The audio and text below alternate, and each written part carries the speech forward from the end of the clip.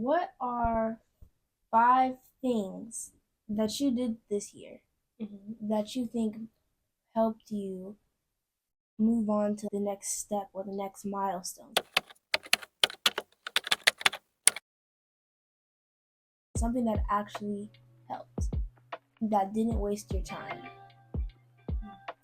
If there's 5 things that I would highlight that I did this year that actually moved me closer towards what I wanted to achieve, or even the person I wanted to be, I'd say the first most important thing was accepting myself and accepting the reality that I was in. Because if you position yourself and telling yourself lies, then you're blinded to growth or your potential, because you don't see any ways that you can grow, or you don't see any ways to improve. And if you don't see any ways for improvement, then you won't improve. Yeah. I think that's really important too, because it's easy to be like, no, I'm not that person. I really do this, or I really do that. And it's like, reality, you don't. And it's not like you're not doing it because you just don't want to, or you don't care, but it's just sometimes you just need help getting started. Like, you're not that type of person who wants to be lazy, or you're not that type of person who doesn't want to get good grades in school, but you just need help getting there to not be lazy and to get good grades in school. So the first thing to do, Leah says, is accepting it and saying, okay, yeah, I do have bad grades, and I'm not studying enough, or I am lazy, and I don't do what I should be doing. That's the very first step. You're acknowledging it. And from there, you can start to improve. Because if you're already that perfect person, then how are you going to improve in the first place? Yeah. And when you accept yourself, this means to see yourself as you really are. And to be honest, it's easier said than done. It's definitely easier said than done. I know everybody has their moments, including me. I have my moments where it's like, yeah, I really do that. And then I sit back and think. At the end of the day, saying that I do it, although I don't, is not going to make me get better. If it helped me get better, I would understand. I would say that all day. But you have to just realize it don't help you. Yeah. And just to accept yourself, like I said, means to see yourself for how you really are. So that also means viewing yourself without judgment, or viewing yourself without fear, or viewing yourself without any biases or stipulations, or viewing yourself out of anybody else's perspectives. Whether sometimes we view ourselves through how our friends or our family or strangers view us, and then we restrict ourselves from who we really are meant to be, and our potential, and who we are in that moment. And then sometimes we see ourselves, our past selves, and we reflect our past selves to who we are in this moment.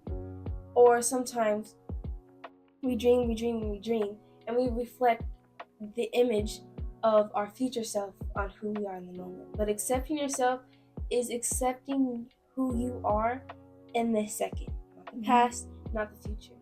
And what I've realized too, I feel like for me, when I had to accept who I was and tell myself the truth, I realized what I was doing was I was trying to basically approve myself through somebody else's lenses, through somebody else's eyes. I'm thinking, okay, would they like this? And I'm like, okay, if they would like this, and maybe if they think this looks good on me, I should do this. So then you're not really thinking about yourself, and you're basically letting other people tell you how to live. And at the end of the day, if you're letting other people tell you how to live, they're going to do what they're going to do. At the end of the day, they're getting their successes, they're moving on, and you're so worried about how they're going to think about you that you're still stuck in that same spot. You're still stuck at the bottom of the ladder, or they're in the middle. So the best thing to do is to just think about yourself. It's not being selfish to take time to just do what's best for you, what's going to help you improve in life. Exactly. Like Alea said, everybody's going to do what they want to do. So if you let somebody come and step in between what you want to do, then, and you allow that, then in some way you're not accepting yourself. And how you accept yourself is, one, mentally. You do not overcriticize or overthink about like things that you're doing. Just see it. Almost like kind of imagine and step out yourself, and almost trying to see yourself. And this actually leads to my second point, which is the second thing I would do, which is journaling. Because how you can really see yourself and step out of yourself is, the best way to see yourself is through writing. And I actually experienced this like firsthand and consciously and intentionally when I went through my 8-week college writing course. And my professor, he was really cool. And what he had us do was free write. And before each class, we would free write for 5 minutes. And we were allowed to write about whatever was on our mind at the moment or a given prompt. But then as I read that and I was looking through, I realized that I was seeing myself in the ways that I understood my assignments, but also seeing myself in the way that I thought. And when I was writing, I realized that I restricted myself a lot because I was afraid that somebody was going to judge me based off of what I was writing. Mm-hmm. And when you're journaling, especially when it's for yourself, you cannot gatekeep. Mm-mm. Like, this is for you. If you're embarrassed about it, then either hide it or burn it. But you have to write, because when you write and let it all out and you reread it, you can see yourself. So then you can kind of analyze it and think and be like, oh, maybe this is a little selfish, or no, I did good, let me keep on doing this. But don't let your fear or your overthinking or your over criticizing prevent you from writing everything and letting everything out. And the proper term for that, what we learned in our writing course, is it's called metacognition. Metacognition. Yeah, it's called metacognition. So it's thinking about thinking. It's thinking about thinking, but it's also seeing your thoughts. Like Aaliyah said, writing it down on paper, you get to actually see what you thought. Think about it, probably like, if you've ever had a secret that you've been holding inside and then you tell like a trusted parent, guardian, or loved one, somebody that you trust, once you say it out loud, you're like, wait, maybe it wasn't as bad as I thought, or maybe it is as bad as I thought and I need to do something about it. Now you get to hear what you're actually thinking. And you would think that, yeah, I know what I'm thinking because it's my thoughts, it's in my head. But actually seeing it out on paper, you get to analyze it and look at it and see, okay, how to go about this. Yeah. The third tip that I would give you guys to actually move purposely towards your goals is to have 3 focuses. It's not too much, so it gives you time to really focus on that skill and to really develop it. For me personally, I categorize it: 1 to make me money, 1 of a passion, and the other education, since I am a student. So that's how I divide, that's how I choose what to focus on. So I have work, I have school, and then since I'm an athlete, I have tennis. So those are my 3 focuses. In those 3 focuses, it's important to prioritize tasks that will get you there. A lot of people be like, okay, they set their vision boards, it's just me, I got my career, I got my good grades, my graduation list, and they see themselves, and it's okay, really good. Long to-do list of everything to do but those tasks. So when you're prioritizing your tasks, you have to set SMART goals. And SMART goals are specific, measurable, I wrote it down, achievable, relevant, and time-bound goals. Within those 3 categories, like I was saying, I pretty much set tasks that will each day bring me closer to those SMART goals. So for example, it could be like being specific. It could be like, okay, if you're an athlete, I'm going to do maybe 50 crunches a day. Or measurable is I'm going to read a chapter a day. Or achievable could be like something, achievable is anything practical to you. That's very unique to you because you know your circumstances, everybody's health is different, everybody's circumstances are different, their responsibilities are time. So achievable is based off of your circumstance. And then relevant is it important towards my goal? So if I do this activity, is it going to bring me closer to my goal or is it going to bring me away? And then you have time bound. So you can be like, okay, I will do this for 2 minutes. There's like a 2-minute rule. Then there's a 5-minute rule where, okay, I will set a 5-minute timer and I will read for that amount of time. So certain things like that. And in a later video, we'll kind of go more in depth about SMART goals and how we use SMART goals to help us reach our goals. Yeah, this is not so much of a controversial topic, but I feel like it's one we hear all the time, and it's simply just moving your phone. I say move your phone because it's a distraction. Yeah, it is definitely a distraction. I mean, think about it, the colors, the notifications, the sounds, it's meant to grab our attention. And I mean, there's nothing wrong with that. But the thing is, sometimes when it becomes wrong is when we allow that to become between ourselves and the person or the goal we want to achieve. So what I do personally is every time I wake up in the morning, every night I put my phone and my iPad and any electronic device out my room. Then in the morning I take I don't go on any of my electronic devices till an hour after I have done self-care. So that's journaling, hygiene, getting dressed, preparing myself for that day. I really realized, like, okay, maybe I'm sitting on my phone doing something worthless, 30 minutes, just scrolling through, whether it's Pinterest or Instagram, or even just looking at other people's lives.